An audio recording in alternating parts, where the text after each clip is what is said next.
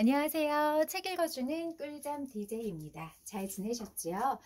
지난번에 너무 좀 황당한 부분에서 끝나서 이게 뭐지? 라고 하셨죠? 제가 너무 연기에 집중해서 하다 보니까 제가 시간을 계산을 하지 못해서 조금 그런 부분에서 끝나버렸습니다. 얼른 제가 이어서 읽어드리도록 할게요. 물론 앞에 있는 영상을 듣고 오셨겠지만 지난번에 어디에서 끝났냐 하면 에밀리가 교회당에 갇혔고, 그리고 에밀리가 구해줘 라는 소리를 듣고 들릴만한 거리는 아니었지만 어쨌든 테디가 그 소리를 듣고 에밀리를 구하러 오게 되죠. 테디가 아니고. 그래서 테디가 에밀리를 구하고 에밀리를 집까지 바래다 주려고 하던 길이었는데, 둘이 묘비 위에 앉아서 키스를 하려던 찰나 테디의 올가미 어머니가 나타나셨죠. 그래서 에밀리가 무서워했었던 아주머니지만 이날은 아주 용기를 내서 전혀 두려워하는 마음 없이 이 테디의 엄마에게 사이다 발언을 계속해서 날립니다. 거기까지 제가 읽어드렸습니다. 에밀리를 바래다 주면 어머니는 며칠 동안을 울면서 기도에 매달릴 것이고, 교회에서 그렇게 무서운 일을 겪은 에밀리를 혼자서 집까지 걸어가게 한다는 것도 생각할 수 없는 일이다. 그러나 주도권은 에밀리에게 넘어가 있었다. 그녀는 몹시 화가 났다. 덮어놓고 소리쳐 발산해버리는 그런 화가 아니라 휴 머리 할아버지처럼 단번에 요점을 찌르는 얼음장 같은 분노에 사로잡혀 있었다. 아주머니는 어리석고 이기적이에요. 아들한테 미움을 받게 될 거예요. 이 말에 켄트 부인은 흐느껴 울며 소리쳤다. 이기적이라고?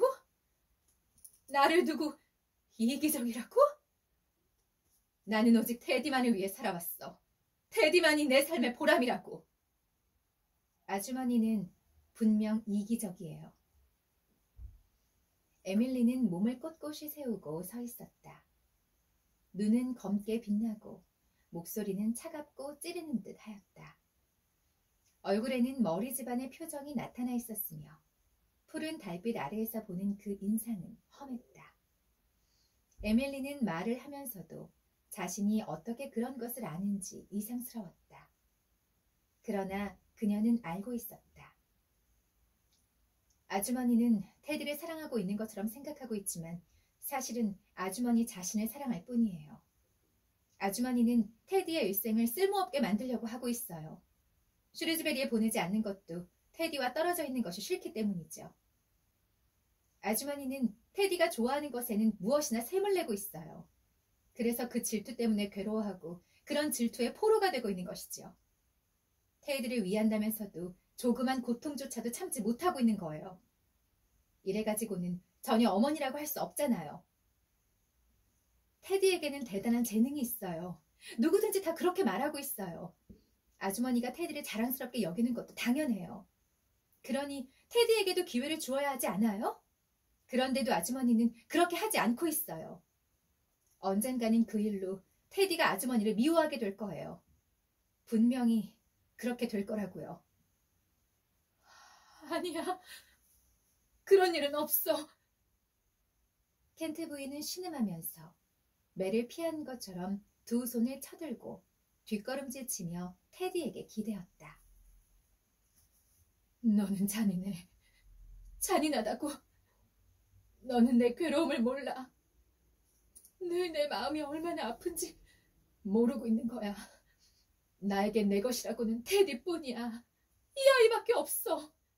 그 외에는 아무것도, 추억마저도 없으니까. 너는 이해 못해. 나는 이 아이를 포기할 수 없어. 만약 아주머니가 질투 때문에 테디의 인생을 망친다면 아주머니는 테디를 완전히 잃게 될 거예요. 에밀리는 거침없이 말했다. 지금까지는 켄트 부인이 무서웠지만 더 이상 그녀가 두렵지 않았다. 앞으로 두 번 다시 켄트 부인을 두려워하는 일은 없으리라. 아주머니는 테디가 좋아하는 것은 무엇이나 다 미워하고 있어요. 테디의 친구들도, 개도, 그림도요. 아주머니도 알고 계실 거예요. 그렇지만 그런 식으로 테디를 잡아두려 해도 소용없는 일이에요. 그것을 알았을 때는 벌써 늦었을걸요. 안녕, 테디. 나를 구하러 와주어서 정말 고마워. 안녕히 가세요, 켄트 아주머니. 에밀리는 의연한 말투로 이렇게 말한 뒤 목에 한껏 힘을 줘 고개를 똑바로 쳐들고서 뒤도 돌아보지 않고 재빨리 목장을 가로질러 갔다. 비에 젖은 한길을 따라 내려가면서 처음에는 화가 나 있었으나 차츰 화가 가라앉자 매우 피로해졌다. 못 견디게 피로했다. 그녀는 피곤한 나머지 몸이 떨리고 있는 것을 깨달았다. 오늘 밤의 충격으로 기운이 다 빠진 것이다. 어떻게 해야 할까? 뉴문으로 돌아가기는 싫었다. 만일 엘리자베스 이모가 오늘 밤에 그 여러 가지 망신스러운 사건들을 알게 되면 틀림없이 불같은 화를 낼 것이다. 에밀리는 닥터 버니덱 문 안으로 들어섰다. 그 집은 대문을 잠그는 법이 없다는 것을 잘 알고 있었다. 동쪽 하늘이 밝아오기 시작할 무렵 에밀리는 미끄러지듯이 현관 안으로 들어가 계단 뒤에 있는 긴 의자에 웅크리고 누웠다. 일자를 깨울 필요는 없다. 아침이 되면 모든 일을 다 이야기하고 비밀을 지켜달라고 하자. 다 이야기한다지만 테디가 말한 것과 켄트부인 사건은 말하지 않을 것이다. 한쪽은 너무도 아름다워서 이야기하지 못하고 다른 쪽은 너무 불쾌해 말하기조차 싫은 것이다. 물론 켄트 부인은 보통 사람과 다른 만큼 그녀의 일을 마음에 둘 필요는 없다. 그렇긴 해도 켄트 부인 때문에 연약하고 아름다운 어떤 것이 부서지고 영원히 아름다워야 할 순간이 우스꽝스럽게 되고 말았다. 게다가 켄트 부인은 불쌍한 테디에게 수치심을 안겨주었다. 결국 진실로 용서할 수 없는 것은 그 점이었다. 에밀리는 졸면서 그날 밤의 터무니없는 일을 돌이켜 생각했다. 아무도 없는 교회에 갇힌 것, 계획에 닿았을 때의 그 무서움. 그보다 더 무서웠던 것은 머리가 이상한 모리슨 씨에게 쫓겨다닌 일. 테디의 목소리를 들었을 때의 기쁨. 달빛에 젖은 묘지에서의 목가적인 한때. 병적으로 질투심이 강한 가련한 켄트 부인의 희비극적인 출연 등을 다시 생각했다. 에밀리는 선잠에 빠져들면서 생각했다. 내가 너무 심한 말을 했나? 그렇다면 미안한 일이다. 오늘 겪은 나쁜 일도 일기장에 써야지. 어쩐지 오늘 밤 한꺼번에 어른이 된 것 같은 생각이 들어서 어제가 몇 해 전의 옛날 일처럼 아득하게 느껴졌다. 그렇지만 일기에 쓰기에는 훌륭한 재료이다. 모두 접어두자.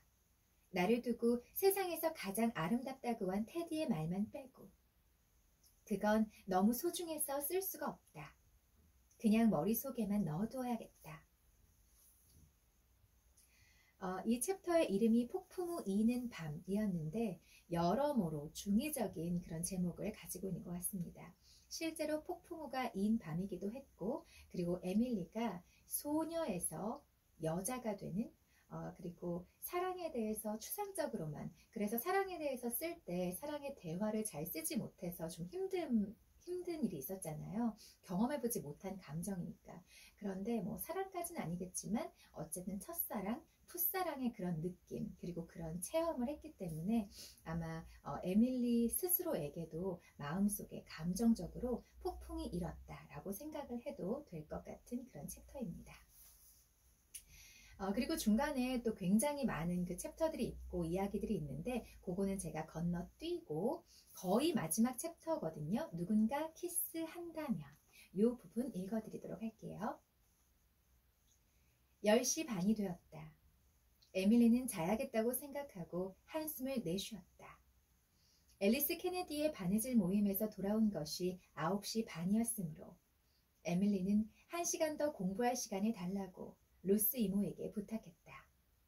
로스 이모는 수상쩍어하며 내키지 않는 얼굴로 허락해주면서 촛불과 성냥에 대한 잔소리를 늘어놓고 잠자리에 들었다. 에밀리는 45분 동안 부지런히 공부하고 나머지 15분 동안은 시를 썼다. 시를 완성하고 싶었지만 단호하게 치워놓고 잠을 청했다. 그 순간 식당의 탁자 위에 지미북이 들어있는 책가방을 두고 온 것이 생각났다. 그건 안 될 일이었다. 아침에는 루스 이모가 에밀리보다 먼저 아래층에 내려갈 것이고 당연히 거기 놓여있는 책가방을 열어보고 지미북을 읽어볼 것이다. 루스 이모가 보지 않는 편이 좋을 이야기들이 지미북에는 잔뜩 기록돼 있다. 살짝 아래층에 내려가 책가방을 가지고 올라오지 않으면 안 된다. 에밀리는 아주 조용히 문을 열고 한 걸음 내디딜 때마다 삐걱거리는 소리에 신경을 쓰며 발끝으로 걸어서 아래층으로 내려갔다. 거실 저쪽 큰 침실에서 자고 있는 루스 이모에게도 이 삐걱거리는 소리가 들렸을 것이다. 죽은 사람도 다시 일어날 만큼 큰 소리였으니까. 그러나 루스 이모는 깨어나지 않았다. 에밀리는 식당에 도착해 가방을 찾아 방으로 돌아오려고 했는데 우연히 책장에 눈길이 갔다. 책장 시계가 있는 곳에 에밀리에게 온 편지가 세워져 있었다. 오후쯤 온 모양이었다. 구석에 잡지사의 이름이 인쇄되어 있는 얇은 편지였다. 에밀리는 촛불을 탁자 위에 놓고 편지의 봉함을 뜯었다. 그 안에는 시가 채택되었다는 내용과 함께 $3짜리 수표가 들어있었다. 에밀리는 루스 이모도 11시가 되었다는 사실도 모두 잊었다. 그녀는 황홀한 기분으로 서서 편집자가 보낸 짧은 편지를 읽고 또 읽었다. 짧지만 그러나 얼마나 감미로운 말인가. 편지에는 당신의 아름다운 시라는 말과 다른 작품도 보고 싶다라는 말이 적혀 있었다. 물론 그렇다. 다른 작품도 보여드리고 말고. 갑자기 에밀리는 놀라서 돌아보았다. 저것은 문 두드리는 소리가 아닌가? 아니, 창문 쪽이다. 누구일까? 다음 순간 그녀는 페리가 측면 베란다에 서서 창문 너머로 그녀를 향해 웃어 보이고 있는 것을 알았다. 그녀는 시가 채택된 것이 기뻐서 미처 생각해보지도 않고 창가로 갔다. 손에 들고 있던 것을 자기도 모르는 사이에 떨어뜨리고 에밀리는 창문을 밀어 올렸다. 페리가 어디에 갔었는지 알고 있었기 때문에 어떻게 되었느냐고 묻고 싶어 견딜 수 없었던 것이다. 그는 하디 박사의 초대를 받고 퀸 거리에 있는 훌륭한 저택에 저녁을 먹으러 갔던 것이다. 이것은 매우 명예로운 일로 지금까지 박사댁에 초대된 학생들은 많지 않았다. 페리는 학교 대항 토론회에서 우승하여 초대를 받게 되었다. 하디 박사는 그 소식을 듣고 그야말로 차세대의 지도자감으로 페리를 점찍은 것이다.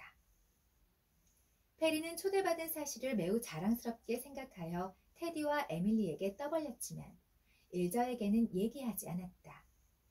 에밀리는 기뻐하는 한편 페리에게 하디 박사댁에 가면 행동거지를 조심하라고 미리 주의를 주었다. 에밀리는 페리의 예의범절이 걱정이었으나 페리 쪽은 태연했다. 페리는 창문틀에 걸터앉고 에밀리는 잠시만이라고 생각하면서 소파 끝에 앉았다. 지나가다가 불빛이 보여 슬쩍 너인지 알아보려고 했던 거야. 아직 만찬의 분위기에 젖어있을 때 너에게 들려주려고 그래. 네가 말한 대로였어, 에밀리. 꼭 그대로야. 나 자신도 웃을 지경이었다고. 누가 $100를 준다 해도 오늘 같은 일을 다시 겪는 것은 싫어. 대체 무슨 일이 있었는데? 에밀리는 걱정스럽게 물었다. 어떤 의미에서 그녀는 페리의 예의범절에 대하여 책임을 느끼고 있었다. 그가 얼마쯤이라도 몸에 익히고 있는 예의범절은 뉴문에서 배운 것이기 때문이다. 페리는 씩 웃었다. 말하기도 슬퍼. 자만심 같은 것은 다 사라져버렸어. 잘된 일이라고 너는 말하겠지만. 조금은 남겨두지 그랬니? 에밀리는 냉담하게 말했다. 페리는 어깨를 으쓱했다. 일전화 테디에게 말하지 않겠다고 약속하면 너에게 다 말해줄게. 그 애들에게 웃음거리가 되는 건 싫어. 퀸 거리에는 알맞은 때 도착했어. 신발, 넥타이, 손톱, 손수건 등등 네가 말한 것은 다 갖추었기 때문에 겉모습은 더할 나위 없이 완벽했어. 그런데 그 집에 도착하면서부터 순환이 시작된 거야. 집이 너무 크고 훌륭해서 묘한 기분이 되었지. 겁이 난 것은 아니었어. 그때 당시는 조금도 두렵지 않았어. 다만 약간 긴장해 있었던 거야. 낯선 사람이 어루만지려 하면 팔짝 뛰어오르는 고양이처럼 말이야. 나는 용기를 내어 벨을 눌렀지. 그러자 벨이 쑥 들어가서 계속 울리는 거야. 홀 저쪽에서 벨소리가 계속 이어지는 것이 들려왔지. 나는 생각했어. 이 집 사람들이 나를 사람이 나올 때까지 계속 벨을 눌러대는 무례한 사람이라고 생각하면 어쩌지 하고 말이야. 그러자 당황해버린 거야. 그리고 하녀가 나왔는데 더 당황했지 뭐야. 악수를 해야 하는지 아닌지 몰라서 말이야. 아이고, 페리군. 지금까지 하녀가 있는 집에 가본 적이 없었거든. 모자를 쓰고 예쁜 앞치마를 걸친 인형같이 예쁜 하녀였어. 그 앞에서 내가 아주 하찮게 느껴지더구나. 정말로 그 하녀와 악수했니? 안 했어. 에밀리는 안도의 한숨에 내쉬었다. 하녀가 문을 열어주어서 나는 안으로 들어갔지. 그런데 그 다음에 어떻게 해야 할지 몰라서 멍청하게 서 있었던 거야. 그러자 저쪽에서 하디 선생님이 걸어 나오셨지. 선생님과는 악수했어. 선생님은 모자와 외투를 두는 곳으로 안내해 주었고 나를 응접실로 데리고 가서 부인에게 소개해 주었단다. 그런데 바닥이 얼음처럼 미끄러워서 응접실 입구에 깔려있는 깔개에 올라선 순간 냅다 미끄러져 나는 발을 앞으로 내민 채로 하디 부인이 있는 곳까지 쭉 밀려가 버린 거야. 엎드린 자세가 아니라 누워서 말이지. 에밀리는 웃을 수가 없었다. 페리. 빌어먹을. 하지만 에밀리, 그것은 내 탓이 아니야. 예의범절을 산더미처럼 알아도 그것을 막을 수는 없었을 거야. 내가 바보 같다는 생각이 들었어. 하지만 일어서서 웃었지. 다른 사람은 아무도 웃지 않았어. 모두 아무렇지도 않은 척하고 있었어. 하디 부인은 여러 가지로 상냥하게 말해주었어. 다치지 않았는지 묻고 하디 선생님도 그 고풍스러운 양탄자를 버리고 깔개로 바꾼 뒤 나처럼 미끄러진 적이 한두 번이 아니라고 말하는 거야. 나는 움직이기 겁이 나서 가까운 의자에 앉아버렸지. 그런데 그 의자에는 개가 앉아 있었던 거야. 하디 부인의 개, 피크였어. 뭐 죽이지는 않았어. 개와 하디 부인이 무척 놀랐을 뿐이지. 다른 의자를 찾아 앉았을 때는 내 얼굴에 땀이 폭포처럼 흘러내렸어. 그때 마침 새 손님 몇 사람이 와서 겨우 한숨 돌릴 수 있었지. 나중에 보니까 나는 주머니에 손을 넣고 휘파람을 불고 있지 않았겠니? 이거 안 되겠구나 싶어 휘파람을 그치고 손을 빼서 이번에는 손톱을 깨물기 시작했지. 그러다가 끝내는 양손을 엉덩이 밑에 깔고 그 위에 앉기로 했어. 다리는 의자 밑에 쑤셔놓고 말이지. 식사하러 갈 때까지 그렇게 하고 앉아있었어. 그렇게 앉아있는데 뚱뚱한 할머니가 뒤뚱뒤뚱 걸어 들어왔어.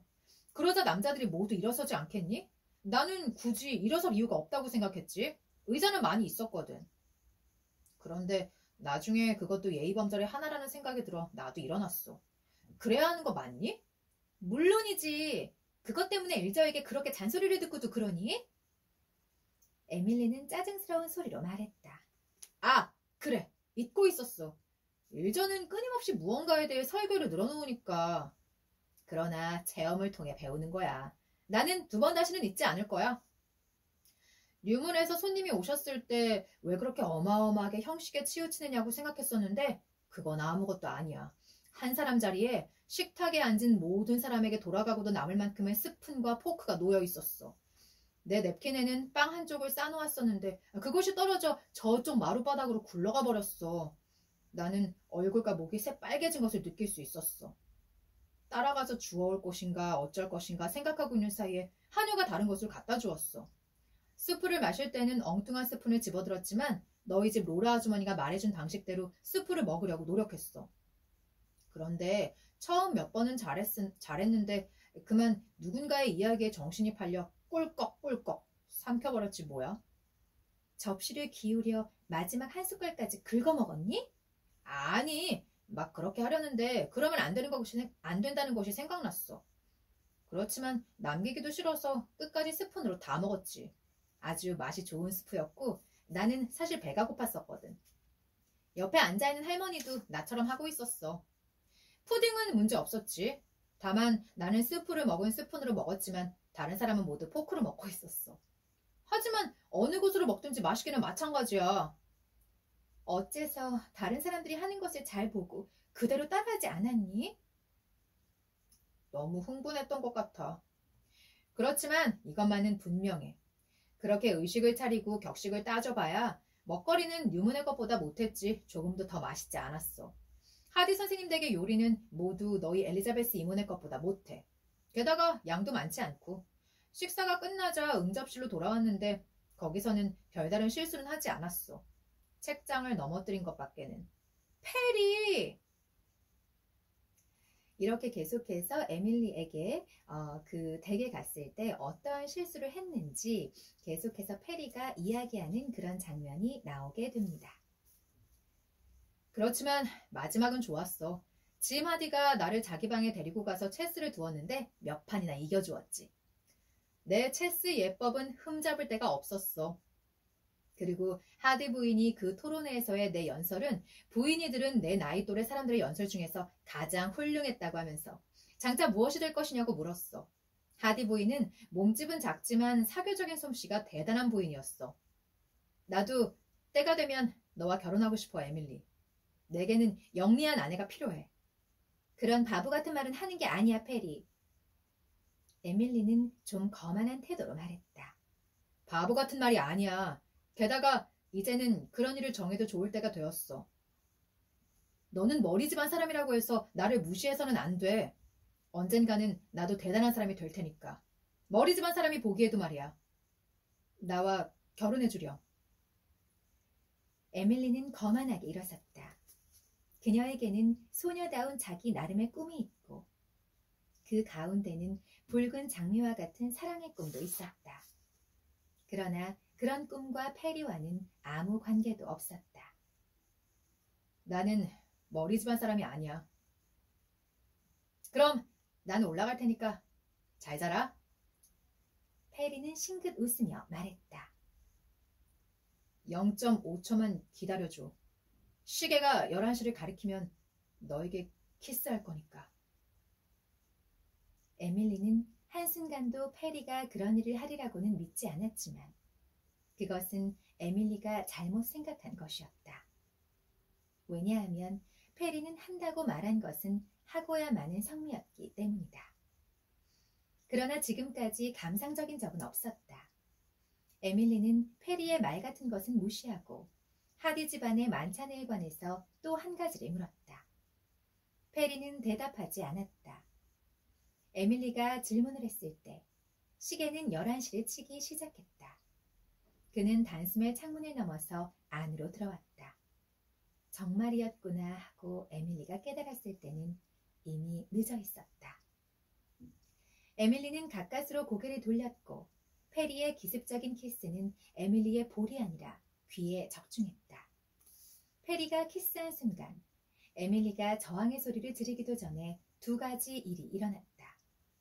베란다에서 확 바람이 불어와 작은 촛불을 꺼뜨리고 식당 문이 열리면서 루스 이모가 나타난 것이다. 루스 이모는 핑크빛 플란의 잠옷을 입고 촛불을 들고 있었다. 아래에서 위로 비치는 촛불빛은 루스 이모의 얼굴을 섬뜩하게 보이게 했다. 컬을 만들기 위해 머리에 고정한 핀의 그림자가 마치 후광처럼 보였다. 이 광경은 양심적인 전기 작가에게 있어 아무리 노력해도 도저히 글로는 표현할 수 없다고 느껴지는 장면의 하나이다. 에밀리와 페리는 장승처럼 그 자리에 서 있었고 루스 이모 역시 마찬가지였다. 루스 이모는 운 없는 두 사람을 한참 노려보다가 페리에게 물었다. 여기서 무얼 하고 있는 거지? 스토프 파이프타운 소녀는 여기서 잘못을 저질렀다. 둥근 사각형을 찾고 있었어요. 페리는 즉석에서 대답을 했다. 그의 눈은 갑자기 짓궂은 장난기로 맑게 가라앉았다. 페리의 뻔뻔스러움은 사태를 악화시켰다. 루스 이모는 에밀리에게로 돌아섰다. 이런 늦은 시간에 여기에 와서 어둠 속에서 이와야 키스하는 것은 어떻게 된 일인지 너라면 설명할 수 있겠지? 이 저속한 질문에 에밀리는 루스 이모에게 한 대 얻어맞기라도 한 것처럼 몸을 움찔했다. 그녀는 상황으로 보아 로스 이모가 이렇게 묻는 것이 당연하다는 것도 있고 그 고집스러운 기질 그대로 분연히 머리를 치켜들었다. 그런 질문에는 대답할 수 없어요, 루스 이모. 그렇겠지. 그래, 너는 몇 가지 묻는 말에는 대답해 주겠지. 이 아이는 어디로 들어왔니? 창으로 들어왔습니다. 에밀리가 머뭇거리자 페리가 간결하게 대답했다. 너한테 묻지 않았어. 나가. 로스 이모는 과장된 몸짓으로 창문을 가리켰다. 아주머니가 에밀리를 어떻게 하는지 지켜보기 전에는 이 방에서 한 발자국도 움직이지 않겠어요. 페리는 버티었다. 나는 에밀리를 어떻게 하지 않아. 로스 이모는 무서우리만큼 초연한 태도로 말했다. 페리는 호소했다. 더튼 부인, 이것은 모두 제 탓입니다. 정말이에요. 에밀리는 잘못한 게 없어요. 보세요. 그런 이유로. 그러나 이미 때는 늦었다. 나는 에밀리에게 설명을 요구했는데 에밀리가 거절했어. 네 설명 따위는 듣기 싫다. 그렇지만 페리가 더 말하려 하자 에밀리는 위험 신호를 보내는 눈빛으로 말했다. 페리, 돌아가. 그날 밤 에밀리는 조금밖에 못 잤다. 당연한 일이지만 갑자기 화가 가라앉으니까 부끄러움이 채찍처럼 마음속을 파고들었다. 루스 이모가 준 설명의 기회를 거절하다니 어쩌면 그런 어리석은 말을 했을까. 자기 집에서 그런 일이 벌어졌으니 루스 이모에게는 설명을 요구할 권리가 있었다. 물론 에밀리가 설명해도 이모는 한마디도 믿지 않았겠지만 그러나 자세히 설명했더라면 상황이 더 악화되지는 않았을 것이다. 에밀리는 망신거리가 되어 뉴몬으로 되돌아가게 될 것이라고 생각하였다. 루스 이모는 더 이상 그녀를 데리고 있으려 하지 않을 것이다. 엘리자베스 이모도 루스 이모의 말에 동의할 것이며 로라 이모는 몹시 슬퍼할 것이다. 지미까지도 그녀에게 실망할지 모른다. 정말 괴로운 일이었다. 에밀리가 뜬 눈으로 밤을 지샌 것도 당연했다. 에밀리는 너무나 불행해서 심장이 뛸 때마다 고통을 느꼈다. 다시 한번 분명히 말하지만 그녀는 고통을 받을 만했다. 나 또한 한마디라도 그녀를 위해 동정이나 변명할 마음은 전혀 없다. 여기까지 읽어드리겠습니다. 제가 읽으면서 갑자기 든 생각인데 루스 이모는 누구지?